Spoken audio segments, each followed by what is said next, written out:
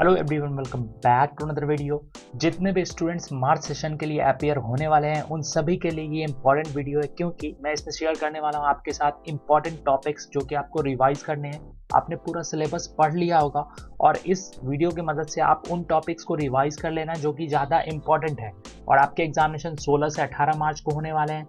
साथ में ये भी बहुत सारे बच्चे पूछ रहे थे कि क्या मार्च का एग्जामिनेशन टफ होगा, तो इसके बारे में भी बात करेंगे। साथ में एक्सपर्ट्स ने क्या राय दी है, एग्जामिनेशन में किन बातों को आपको ध्यान में रखना है उसके बारे में बात करेंगे। इंपॉर्टेंट टॉपिक्स जो कि आपको रिवाइज करने हैं। आपके एग्जामिनेशन 331 शहरों में हो रहे हैं और आपने एडमिट कार्ड डाउनलोड कर लिया होगा। नहीं किया है तो आप एडमिट कार्ड डाउनलोड कर लो। देन उसके बाद फरवरी अटेम्प्ट की बात करें तो फरवरी अटेम्प्ट में जो चैप्टर से क्वेश्चन पूछे गए थे उसके बारे में आशीष शर्मा जो कि हेड हैं जेई नीट बायजूस के, उसके अलावा मोशन एजुकेशन के एमडी हैं नितिन विजय, उन्होंने भी मार्च के लिए इंपॉर्टेंट टॉपिक्स बताया। और साथ में विद्या मंदिर क्लासेस के कुमार जो है उन्होंने भी बताया। तो उन टॉपिक्स को मैंने एक साथ इकट्ठा किया और आपके लिए मैं बता रहा हूँ। इन टॉपिक्स को आपको ज़्यादा अच्छे से रिवाइज कर लेना है। जैसे कि मैथमेटिक्स की बात करें, matrix and determinant, sequence and series, integration, definite integration, indefinite integral, application of derivative, differential equation, vectors and 3D, mathematical reasoning, differentiability and continuity, complex number and conic section। तो इन chapters को आपने पढ़ा होगा। आपको किसी भी नए चैप्टर को पढ़ने की जरूरत नहीं है। आपने जो पहले से पढ़ा है बस उसको अच्छे से रिवाइज कर लेना, फॉर्मूला वाइज। फॉर्मूला भी अच्छे से देख लेना। फिर फिजिक्स की बात करें तो modern physics, kinetic theory of gas, thermodynamics, electrostatics, semiconductor devices, magnetism and matter, electromagnetic waves, diffraction and polarization, optical instrument, Doppler effect, moment of inertia, current electricity, capacitance, magnetic force, communication system and rotation। तो इन सब chapters से ज़्यादा question पूछा गया है और syllabus तो वैसे पूरा कवर करना है, लेकिन इन सब चैप्टर पे ज़्यादा आप ध्यान दे देना। इसके अलावा केमिस्ट्री की बात करें तो aromatic compound, Amin, chemical bonding, metallurgy, name reaction, flame test and organic concept, then biomolecules from chemistry in everyday life, environmental chemistry, purification of organic compounds and polymer। तो ये आपके मैथ, फिजिक्स एंड केमिस्ट्री के important topics हो गए। उसके अलावा कुछ सवाल होंगे आपके जिनका मैं आप सभी को जवाब दे दूं।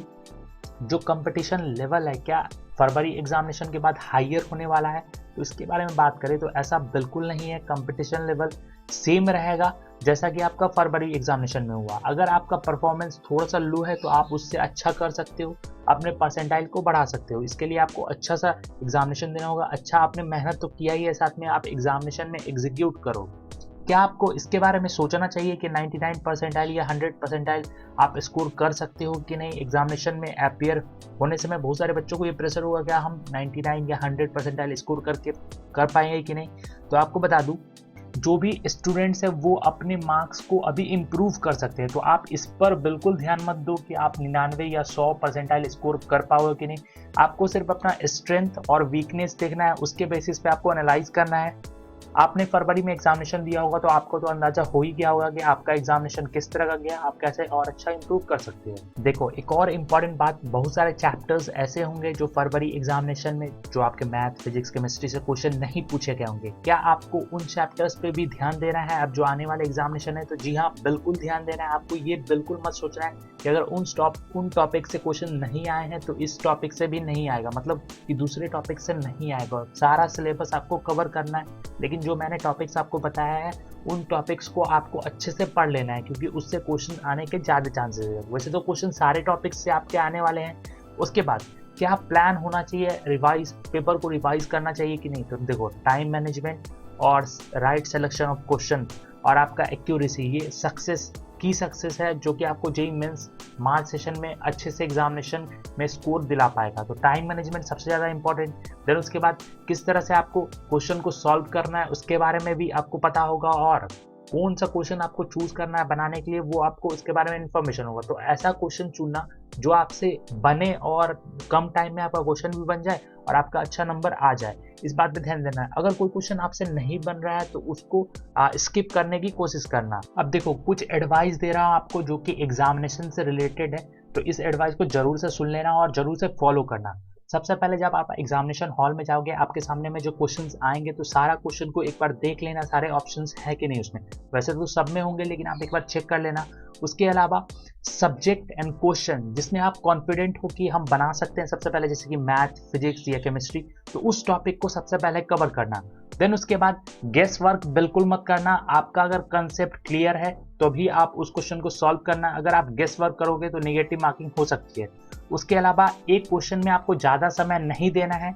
इसके अलावा जो क्वेश्चन में आपसे बन रहा है उसको जल्दी से बनाना है और स्पीड और एक्यूरेसी का ज़्यादा ध्यान रखना है। देन उसके बाद देखो, पेपर को 2 राउंड में लेना है। सबसे पहले ईजियर वन, देन उसके बाद जो आपको लगे टफ है उसको सॉल्व करना। देन उसके बाद जो आपका पेपर है उसको तो सॉल्व करोगे ही, साथ में टाइम भी देखते रहना इंपॉर्टेंट है, क्योंकि आपको पता चले कितना टाइम बचा हुआ है कि हम क्वेश्चन सॉल्व कर पाएंगे कि नहीं।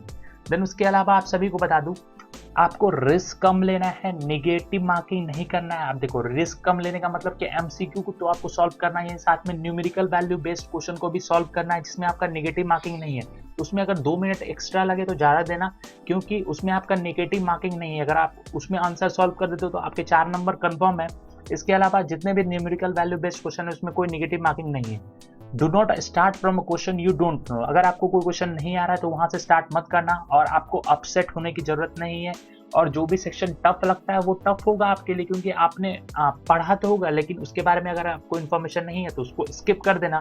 उसके अलावा आपको नर्वस बिल्कुल नहीं होना है, और आपको जितना भी आपको आता है उसके हिसाब से आप प्रिपेयर करो। तो ये कुछ इंपॉर्टेंट टिप्स थे जो कि आपको एग्जामिनेशन के दिन में फॉलो करने हैं। उसके अलावा बहुत सारे एक्सपर्ट्स ने अपनी अपनी राय दी है, जैसे कि बहुत सारे ऐसे बच्चे होंगे जिनका स्कोर कम होगा फरवरी में, तो वो मार्च में और अच्छा कर सकते हैं और अप्रैल और मई में और अच्छा कर सकते हैं। तो इसमें निराश होने की जरूरत नहीं है। साथ में जो अपने स्कोर से संतुष्ट नहीं है, आपने पिछले वाले एग्जाम से गलतियों से सीखा होगा कि आप किस तरह से क्वेश्चंस को सॉल्व कर सकते हो, तो इसमें आप उसको लागू करना, इम्प्लीमेंट करना। देन उसके बाद बात करें, जो भी एक्सपर्ट्स आपको राय देते हैं उनकी राय आपको जरूर से सुननी चाहिए, और जो टॉपर्स होते हैं उनके भी कमेंट्स आपको सुनने चाहिए कि वो किस तरह से प्रिपेयर करते हैं और कैसे अपने आप को मोटिवेट रखते हैं। तो निराश होने की बिल्कुल जरूरत नहीं है। आप सभी को आपके एग्जामिनेशन के लिए बेस्ट ऑफ लक, और कमेंट में जरूर से लिखना कि आपका एग्जामिनेशन कैसा गया, और आप फीडबैक जरूर देना अपने एग्जामिनेशन के बाद। और इस वीडियो को लाइक और शेयर जरूर से करना, और आप हमारे टेलीग्राम चैनल पे जाके ज्वाइन कर सकते हो वीडियोस के अपडेट के लिए। लिंक डिस्क्रिप्शन में ही यहाँ पर सर्च कर लो @पल्लव आसो फिल्म्स। चैनल के सपोर्ट के लिए चैनल को सब्सक्राइब कर दो, बेल आइकन के बटन को प्रेस कर दो, इस वीडियो को लाइक कर देना, शेयर कर देना। So thank you for watching. Thank you.